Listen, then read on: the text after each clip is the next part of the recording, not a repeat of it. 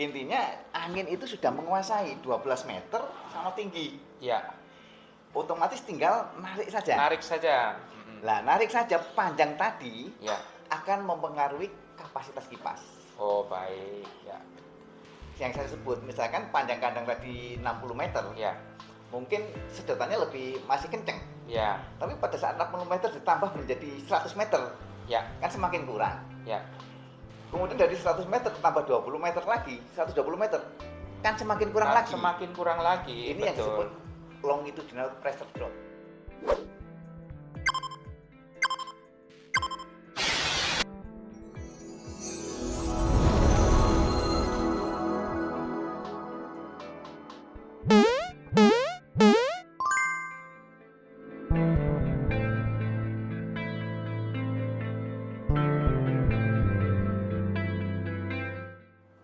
Halo, Assalamualaikum warahmatullahi wabarakatuh. Apa kabar teman baik? Semoga selalu dalam keadaan sehat, damai dan bahagia. Masih bersama guru sekaligus sahabat saya Pak Suyut. Sehat Ya, Pak? alhamdulillah. Assalamualaikum warahmatullahi wabarakatuh. Waalaikumsalam warahmatullahi wabarakatuh. Ya, ini kita mau ngobrolin apa nih Pak yang enak? Ya, melanjutkan yang kemarin belum selesai lah. Yang belum selesai. Oke. Waktu itu kita udah ngobrol tentang lighting macam-macam kan. Desain.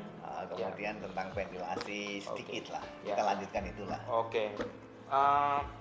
Kita mau ngobrolin soal apa dulu nih Pak? Kontrolernya dulu atau ventilasinya dulu? Mungkin base-nya ventilasi dulu. Oke, biar karena kita kan nanti ventilasi ini general, baru nanti yang men-setting kan kontrolernya. Oke, ya. Jadi intinya semua karena ini ilmu pengetahuan close house. Ya. Jadi ventilasi ini sebetulnya ada rumusnya, ada formulanya. Oke. Jadi kalau Pak Faiz ngomong nggak boleh hitungan kaleng-kaleng. Oh, betul. Nggak boleh hitungan kopi-kopi kemudian begini yang kita lihat. Betul. Ini akan salah karena ada faktor-faktor determinan. Oke. Itu yang tidak kita ketahui. Ya, ya. Yang mengetahui adalah yang punya research and development. Betul Kan sekali begitu. Pak.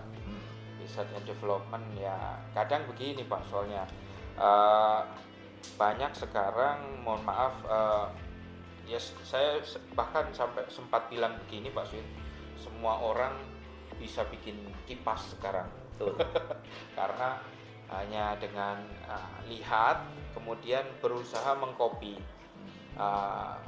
kemudian ujung-ujungnya begitu diaplikasikan ada masalah. Jadi ayamnya ternyata kecukupan udaranya kurang dan sebagainya. Nah, begitu ada masalah baru panggil kita kan begitu. Tapi saat memutuskan atau saat mereka dengan PD-nya, saya bisa gitu. Kadang merasa merasa prihatin ketika ada peternak misalkan semacam tertipu dalam tanda kutip Pak. Iya. Karena peternak ini saya paham apa yang dia rasakan, yaitu menghemat biaya produksi, biaya investasi seefisien mungkin, dan kemudian kan ingin hasil sebaik mungkin begitu. Nah, ini Pak yang kadang kasihan karena terpacu di harga murah begitu dibeli ya gitu. Jadi memang kalau broiler sekarang memang banyak yang jualan. Ya. Dan sekarang memang kesempatan bisnis untuk ini mungkin masih enak. Ya, jadi ya. banyak broker-broker yang baru bermunculan, freelance.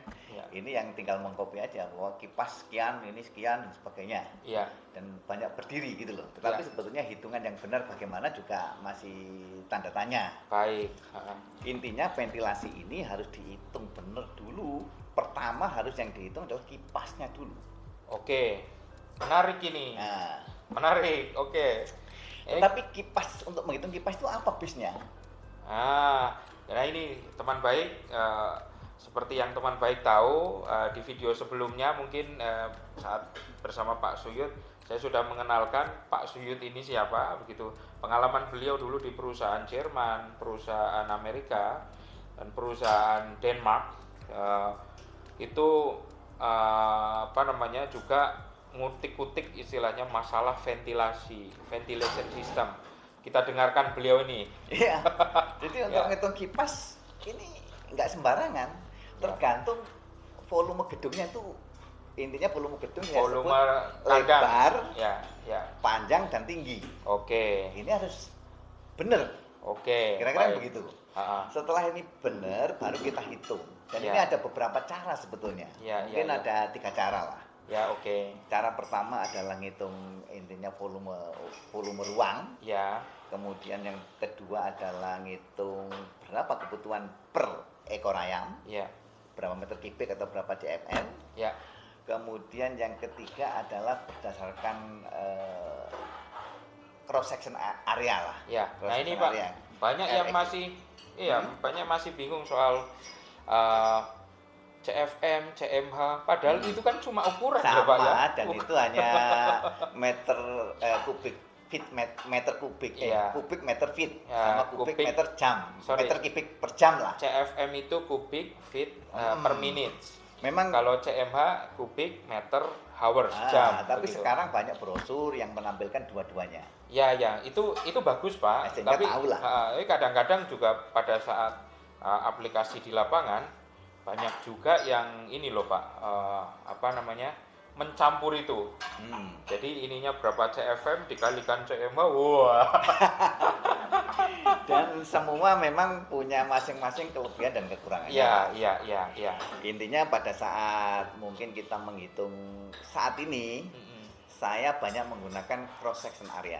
Oh betul. Saat ini ya. Ya. Intinya Sama juga Pak. oke, pendekatannya kita cross section area dulu aja. Iya. Sebelum nanti kita bicara yang lain-lain. Ya. Intinya cross section area, kenapa cross section area Pak? Jadi intinya angin itu misalkan lebar 12 meter. Ya. Dengan 12 meter kita hitung 12 meter, ini angin sudah menguasai di 12 meter. Ya. Oke. Kemudian sama tingginya berapa? Misalkan dia tinggi 3 Dua- meter dua atau tiga. Misalkan Ya. layer kira-kira 3,5 meter Oh ya, ini kita bicara ventilasi atau secara broiler 2 meter. ya secara Yang umum ya, cross- baik broiler atau layer Ya, ya. sama, Oke. sama. Ya. Intinya angin itu sudah menguasai 12 meter sama tinggi. Ya. Otomatis tinggal narik saja. Narik saja. Lah, narik saja panjang tadi Ya. akan mempengaruhi kapasitas kipas. Oh, baik. Ya. Yang saya sebut, misalkan panjang kandang tadi 60 meter, Ya. mungkin sedotannya masih kenceng. Ya. Tapi pada saat 60 meter ditambah menjadi 100 meter, Ya. kan semakin kurang. Ya. Kemudian dari 100 meter tambah 20 meter lagi, 120 meter, kan semakin kurang Kan lagi. semakin kurang lagi. Ini yang disebut longitudinal pressure drop. Oh, Jadi ini. ada dihitung ini. Jadi ada semacam pressure kecepatan akan turun berdasarkan karena tekanannya itu tadi. Betul. Ya. Kira-kira begitu. Ya. Otomatis semakin tinggi, semakin panjang, semakin pressure-nya semakin Ya, tinggi semakin dan tinggi. mengurangi kapasitas kipas. Jadi yang kapasitas kipasnya tadinya misalkan 42.000 begitu, 42.000 CMH. Karena semakin panjang kandangnya itu juga bisa turun kan Pasti. begitu toh, pasti turun. Pasti itu logika lah. Itulah juga kenapa saya juga sering sarankan ke teman baik yang lain, Pak. Jadi kalau beli kipas tanya sama yang jual, ini di berapa Pascal kan begitu. Kira-kira begitu. Apakah ini di 0 Pascal? 0 Pascal itu artinya ini kipas dinyalakan di lapangan, Pak, yang tidak ada hambatannya sama sekali. Iya. Apakah ini ada penurunannya di 10 Pascal atau 20 Pascal begitu? Ya, jadi disitulah ada nanti bedanya antara broiler sama Layer. Ya. Intinya setelah kita hitung berapa panjang kandang, tentu di situ ada faktor koefisien. Oke. Intinya pada saat kita ngomong layer misalkan, Ya. kita harus tahu, seorang manajer harus tahu, kalau dia belum pengalaman tanya Ya. dari penjual. Betul. Penjual peralatan. Ya. Kira-kira target anginnya berapa, Pak? Nah, Untuk sekarang kalau penjual peralatannya nggak tahu teknik, Pak. Nah, itu yang agak susah. Lah itu. Tapi paling tidak penjual ini pasti dibawai oleh orang yang Nah, sudah betul. dari sananya teknik. Ya, harus ya, tanya. harus tanya dong. Harus gitu, tanya. harus tanya. Anggap aja target sekarang general Heeh.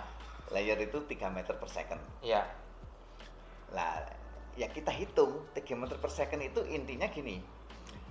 cross section area tadi luasnya berapa, intinya lebar, tingginya berapa. Ya. Kemudian setelah itu dikalikan 3 meter per second, karena ini detik kan. Ya. Kemudian dikalikan karena satuan kipas itu jam, dikalikan Ya. 3.600. Oke. Ini akan ketemu kubikasi dari kipas tadi. Ya. Nah, itu pentingnya dibagi kipasnya berapa, itu akan dibagi kapasitas kipas. Iya. Nah, kira-kira begitu. Ya. Lah kapasitas kipas dari mana? Itu yang harus exactly tahu. Ya. Gitu loh. Apakah 42.000 cmh, apakah 35.000, Ya. itu tergantung pressure drop tadi berapa Ya, pascal. Betul. Lah cara ngitungnya itu kita harus tahu rumus longitudinal tadi, pressure ya. drop. Ya. Kemudian dia ada angin yang masuk ke pad cooling. Ya. Ini maksimum nggak boleh maksimum 20 pascal. Oke. Berarti kalau ada misalkan kapurnya di pad cooling, itu nambah lagi dong. Iya, nambah lagi. Makanya ini maintenance juga perlu nanti ke depannya. Iya. Kalau dibiarkan juga kipas tidak akan fluent, tidak akan sempurna kerjanya. Lah setelah ini pad cooling ini masuk, kemudian kita hitung maksimum lah pressure dropnya itu. Kalau dia di anginnya itu 2 meter per second, itu biasanya 20 pascal. Iya. Tapi kalau 1,5 biasanya di angka 17 pascal. 17 pascal ya. Kemudian di situ kan masih ada terobosan namanya doghouse. Ya. Jadi antara pad cooling dengan masuk kandang. Ya, doghouse. Jadi doghouse, kemudian doghouse itu kira-kira kita jarakin antara pad cooling sama fondasi dalam itu kira-kira 1 meter, Pak. Ya. Ini nggak boleh surface dari tinggi pad cooling misalkan dia 2 meter, yang dalam juga 2 meter nggak boleh. Betul, saya akan kurang itu. Sepakat sekali. Pada saat terjadi minimum ventilasi dia akan kurang. Karena apa? Angin jalannya selalu seperti busur begini. Betul, dia akan naik ke atas kan? Betul. Dan semua harus kita sesuaikan juga bahwa pad cooling ini, Bapak harus ingat. Ya. Tidak semua berisi lubang atau tidak semua berisi material. Ya. Kalau ini saya hancurkan, Pak. Ya. Pad cooling ini, kira-kira dia 35% lah materialnya. Oh. 35% ya. Remainnya itu baru lubang. Sisanya tuh baru lubang. Oh. Lubangnya kira-kira 65%. 65% lubang. Sehingga biar rumus tadi mengikuti lebih sempurna, otomatis Bapak harus pasang di sini materialnya untuk mendem ini. Ya. Kira-kira ya 35% fondasi dari tingginya pad cooling tadi. Iya, gitu sepakat Pak. 35% memang. Atau biasanya bahkan ada yang 40-an begitu. Makanya saya dalam bekerja selalu give and take antara saya, desainer sama engineer, selalu give and take. Ya. Saya tidak mau menyalahkan, tetapi saya selalu mencari riset yang baik. Karena riset yang baik ini berfungsi bagi background saya, customer. Betul. Gitu loh. Kita intinya kan mereka oke, kita juga oke pastinya. Intinya ya kita kasih info yang benar, kemudian kita discuss. Tentu mungkin saya yang salah, tapi kalau saya yang intinya sudah mengerti bahwa saya yang salah, saya akan mengikuti itu. Ya. Ini namanya diskusi. Itu namanya open mind, Pak.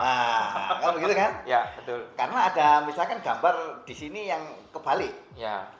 Intinya fondasi di sini malah dikasih lebih rendah dibanding pad coolingnya. Ya. Ini keliru, malah menghambat nanti. Ya. Anginnya. Betul. Kan begitu. Betul. Ya. Ya. Pad cooling, Pak. Itu tadi soal pad cooling. Jadi memang kita tidak boleh ngasal juga ya. Masanya di atas atau di sini begitu. Berarti memang ada pengetahuan di balik itu semua. Kenapa masanya harus di sini, gitu kan? Betul. Jadi karena ini sudah formula, gedungnya sekian, ini sekian, sehingga kalau peternak atau kita ini merubah seenaknya sendiri, tentu yang terjadi semua akan berubah. Betul. Kan kira-kira begitu, Pak? Ya, Pak, betul sekali. Nah, sekarang soal ini, Pak, kandang yang ayam petelur sama ayam broiler. Kan selalu disarankan ayam broiler itu cukup menggunakan yang blade-nya 3 saja. Kalau ayam yang petelur menggunakan yang blade-nya 5. Kadang juga peternak broiler kita juga di Indonesia mereka memilih, wah biar keren kita pakai yang blade-nya 5 gitu. Ya, itu kayak gimana Pak? Ayo soal blade nih.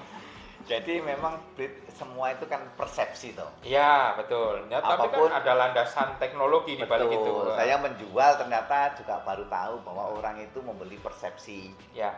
Bahwa yang jumbo ini jelek, yang ini enggak, sebetulnya setelah dia beli baru tahu faktanya. Iya. Gitu kan. Demikian juga yang intinya tadi apa, Pak? Blade. Blade ini sebetulnya kalau tidak ada data lab atau supplier tidak tahu kapasitas kipas berapa, blade menjadi penting. Oke. Sehingga kalau ngomong kenapa blade menjadi penting, kita asumsikan 3 blade ini adalah dia kapasitasnya lebih tinggi pada Pascal rendah, Pak. Ya. Intinya pada saat 0 Pascal, ya. Misalkan 3 blade tadi 42.000 cmh, misalkan, ya. Data lab. Ya. Kemudian yang 5 blade atau 6 blade, ya. Itu ada di bawah itu. Oh, ya. Mungkin 42, katakanlah di sini 40 gitu 40. Loh. Nah, tapi nanti Bapak kan sudah saya kasih data, ya, jadi ditunjukkan nggak ada masalah. Nggak ditunjukkan nggak masalah, tapi kan ini hanya pengetahuan. Ya. Intinya sampai 40 Pascal. Ya. Kemampuan kipas 3 blade itu lebih tinggi. Oke, sampai jadi lebih tinggi kapasitasnya. Iya. Angin yang dihasilkan. Semakin pressure-nya semakin tinggi, yang 5 blade itu dia malah semakin naik. Oh iya, nanti pada saat si 3 blade nggak kuat, bukan ini semakin naik. Intinya ini tetap bisa bekerja, yang 3 blade glosor gitu loh. Betul. Oke. Makanya saya selalu keras. Kalau sampai layer dikasih 3 blade, lebih baik saya taruh sama company saya dibanding taruh sama customer saya. Begitu. Ya, gitu loh. Idealisme, Pak, itu, Pak. Makanya kan kadang-kadang leadership itu penting, Pak. Oh, jelas. Leadership itu kemampuan untuk memutuskan. Betul. Sedangkan manajerial itu bagaimana kita memanage. Betul, Pak, betul. Pada saat kita di lapangan, ya. Ini harus berantem kayak apa? Intinya kita harus berpikir. Di belakang saya company ini. Tetapi kalau ini kita nggak bisa segera memutuskan, kalau nggak 6 blade nggak mau saya. Ya. Itu harus 5 atau 6 ya, Pak? At least 5, 6 lebih bagus. Oh, begitu. Jadi memang kalau untuk layer kenapa peruntukannya di situ karena memang hambatannya banyak berarti. Betul, karena ada baterai dan sebagainya. Ya. Tetapi saya tidak menyalahkan yang 3 blade, tetapi dia punya data lab. Oke, data lab. Data lab tentu lebih penting dibanding data blade. Ya, betul. Saya gitu. Sepakat itu. Tetapi kalau blade plus data lab ya lebih bagus lagi. Karena gitu kan. Nah, sekarang berarti kalau peternak broiler kok pakai blade 5 atau 6 itu juga tergantung kapasitas juga ya, Pak ya. Ya nggak masalah. Nggak masalah, dia hanya kurang efisien. Oke. Demikian juga saya amati. Hasilnya gimana? Bagus. Tapi saya lihat sebetulnya misalkan ada shutter yang tidak bisa membuka dengan sempurna. Betul. Intinya yang butterfly. Ya, butterfly kan kadang harusnya kan nutup, buka gitu kan. Harusnya ya harusnya nutup, betul. Pas buka harus gini, sempurna. Betul. Karena ada menghadap gini. Iya, kadang juga ada yang geplek-geplek gini. Betul. Malah kadang-kadang ada kipas yang fluent, sangat fluent. Oh iya. Tetapi peternak ngomong, yang fluent kok jelek. Oke. Bisa-bisa juga mungkin yang nyeting nggak bisa. Ya, terus. Apalagi Bapak pernah bilang ini coach stress macam-macam itu, saya pernah dengar di YouTube betul, Bapak. Betul. Mungkin bisa terjadi itu. Iya, karena over memang. Padahal kipas bagus. Kipasnya bagus karena settingannya. Maka saya selalu menyarankan begini, Pak. Daripada kita melihat atau memutuskan berdasarkan feeling saja, kenapa tidak kita ukur? Kan dari ukuran itu kan kita tahu, oh kapasitasnya ternyata turun, oh ternyata kapasitasnya naik, atau kapasitas kipasnya memang tinggi begitu. Itu dia, Pak. Kadang-kadang dikasih barang bagus malah jelek. Nah iya, malah bilangnya wah ini jelek, aduh pusing juga. Tapi saya nggak kurang pikir, gini ya.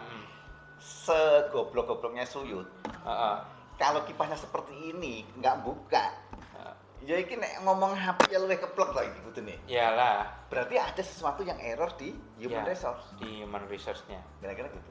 Betul, Pak. Nah ini ventilasi ya, Pak ya. Nah, terus nanti berkaitan dengan controller ini. Nah, Bapak kan punya pengalaman banyak. Dulu jualan TC5, Temptron, Viper, Doll 59. Nah, sekarang apa, Pak? Oke lah, intinya gini. Saya nggak akan sebut merek lah. Oke.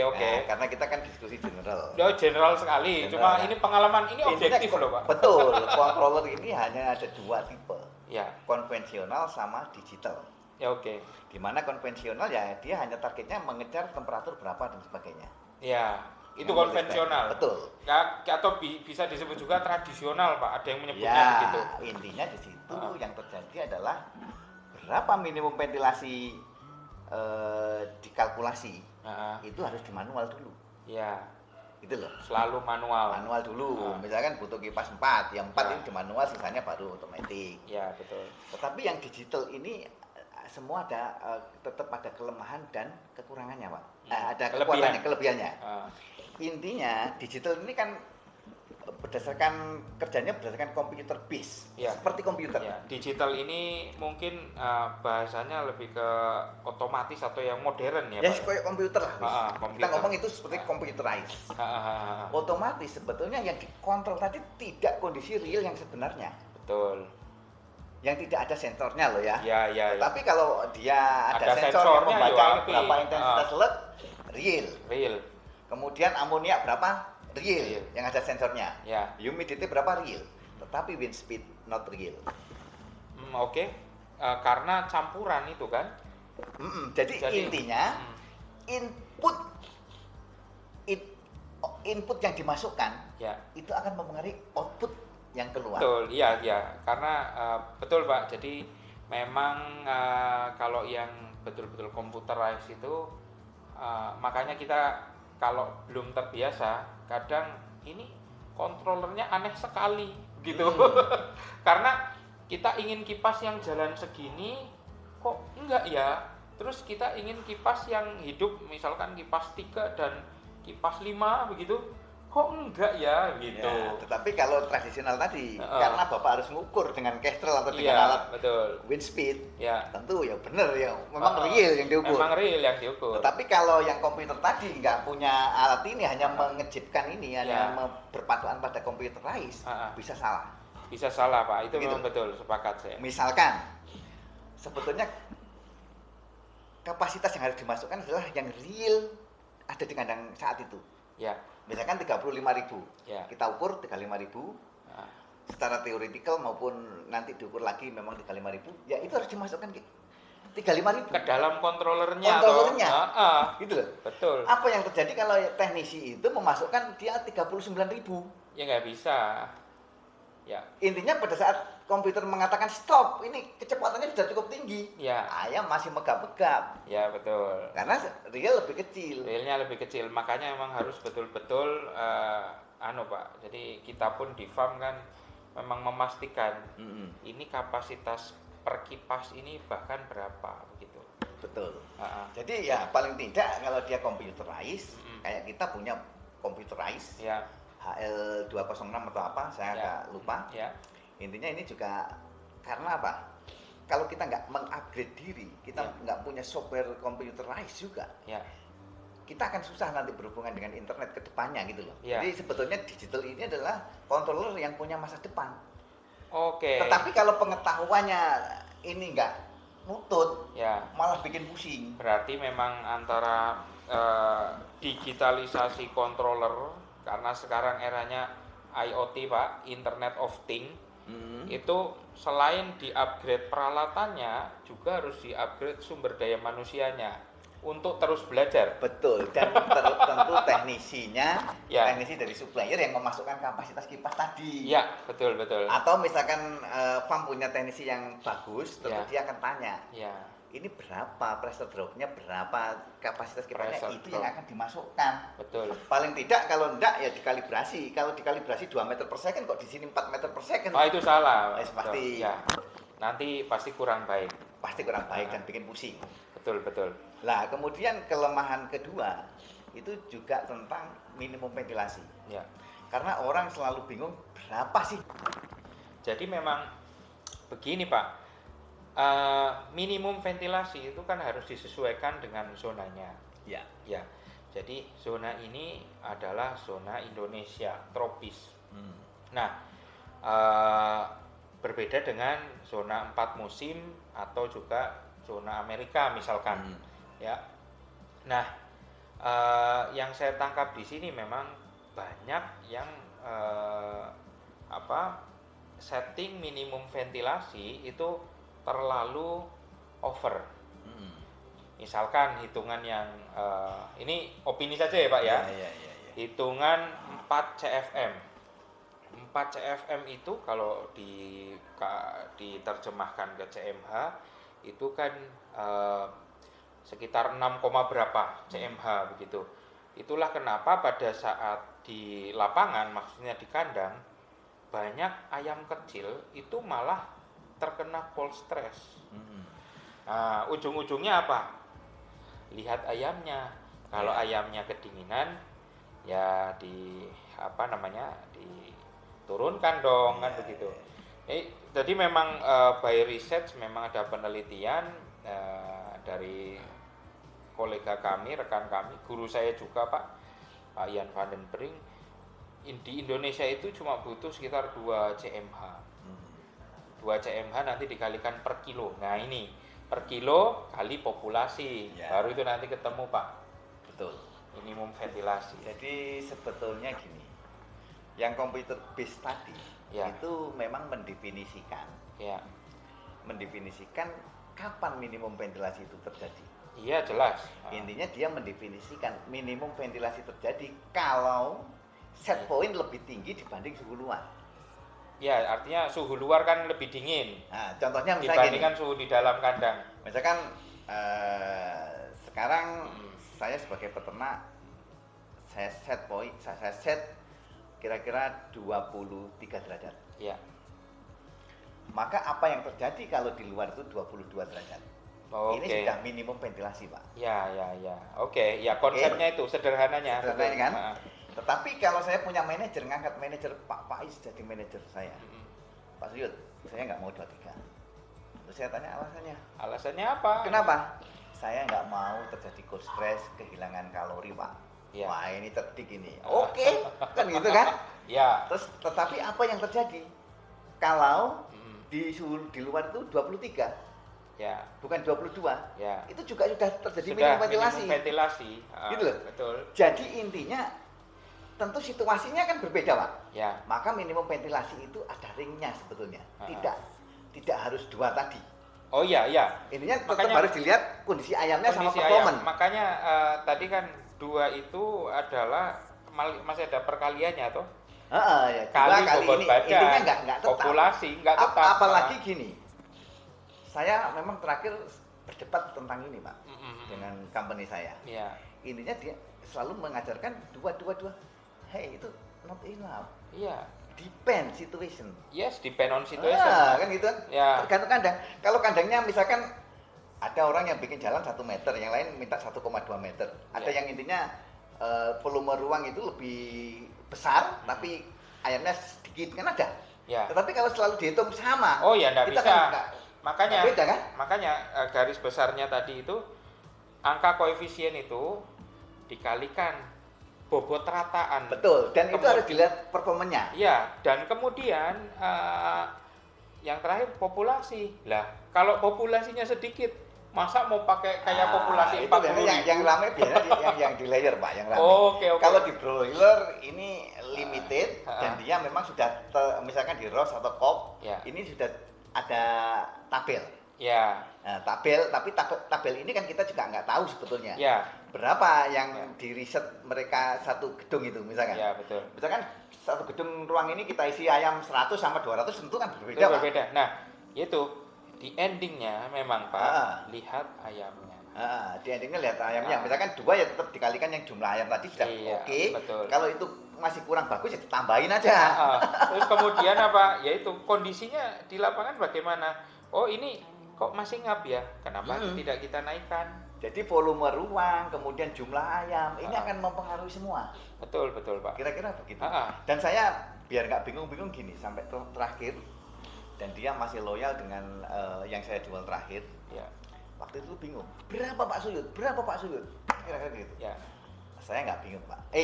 Sekarang saya pengen tahu data suhu terdingin di sini berapa? Oh jelas kita juga. Terus dia ngomong, sudah Pak, sudah rekod seminggu, terdingin 21.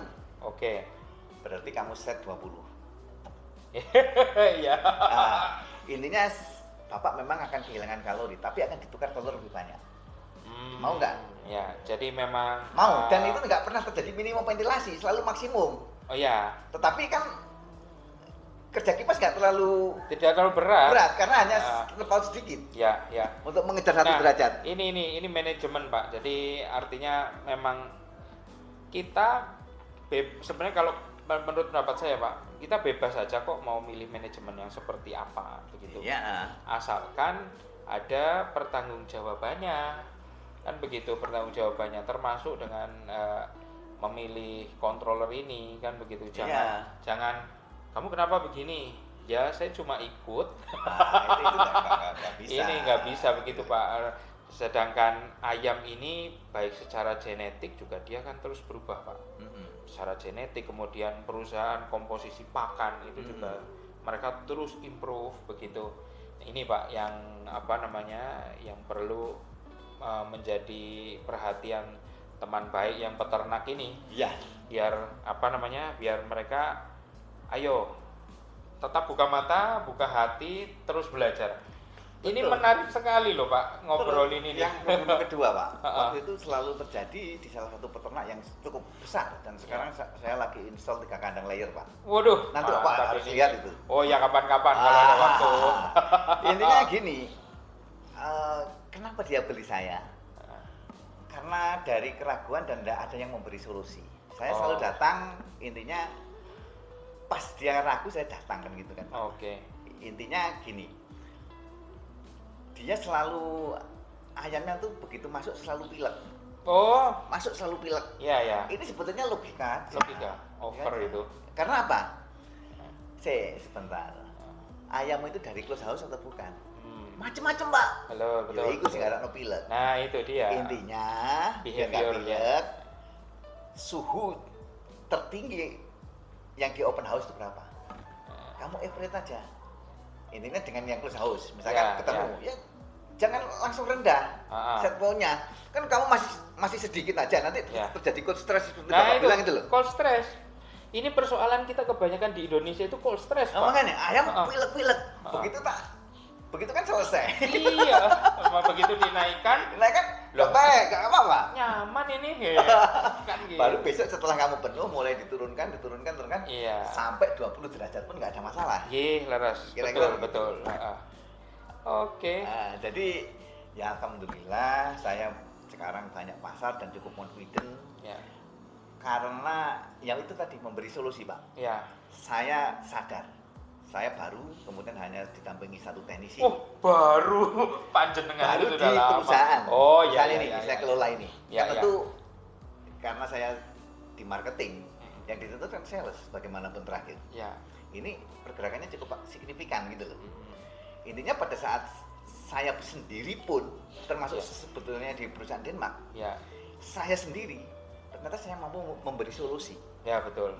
Intinya kalau saya tidak mampu, saya punya teman banyak. Di mana-mana. Dan closing kita nih Pak adalah ini ada mungkin hadis Nabi nih Pak. Sebaik-baik manusia adalah yang bermanfaat bagi orang lain. Nah, itu yang Pak Suyud lakukan, memberikan solusi. Oke. Dan mungkin kalau selevel saya ini saya sudah banyak menggunakan pekerja pun Pak. Iya. Menggunakan nalurilah intuisi. Saya kenapa datang ke Pak Is, datang ke sini, itu tentu ada gunanya. Iya, tidak pasti. Melulu plan. Lah ya. Plan ducek. Ini pekerjaan otak. Kan begitu. Ini pekerjaan otak. Makanya kita bersahabat sudah lama kan, artinya di dunia ini bukan cuma urusan pekerjaan dan duit saja. Iya, dan akhirnya sebelum ini ditutup, saya hanya ingin mengatakan bahwa ternyata Tuhan itu memberi tidak jauh-jauh dari apa yang saya pikirkan. Ya, betul Pak.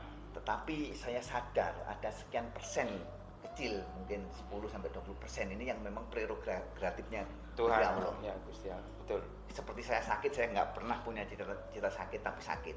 Oke. Kemudian saya nggak pernah punya cita-cita kakak saya meninggal, dia meninggal. Ini sudah prerogatif. sama seperti kita ketemu. Tiba-tiba ketemu, kan begitu. Iya. Tapi ini ada vibrasinya. Iya, jadi gitu kan? Pak. Kira-kira ini karena kita tuh sudah lama nggak ngopi sebenarnya. Sudah lama nggak ngopi. Jadi, corona saya gitu punya pikiran tadi, punya dream tadi, itu tetap gelombangnya tetap naik turun. Iya, betul. Nah, gelombang naik turun sepertinya mengarah ke sini gitu loh, Pak. Iya, betul. Kira-kira gitu. Itu yang terakhir dari saya, Pak. Oke, sip. Teman baik, menarik sekali diskusi kita bersama Pak Suyud ini. Suatu saat kalau saya dan Pak Suyud ada waktu luang lagi, kita mungkin bisa ngobrol lagi, Pak Suyud. Menarik. Terima kasih. Semoga selamat sampai tujuan. Terima kasih Pak Faiz. Amin. Ya, ayo. Oke. Klik like, subscribe, dan komen. Dan kalau memang ini dirasa bermanfaat, silakan share ke teman baik yang lainnya. Kami tutup. Assalamualaikum warahmatullahi wabarakatuh. Semoga selalu sehat, damai, dan bahagia.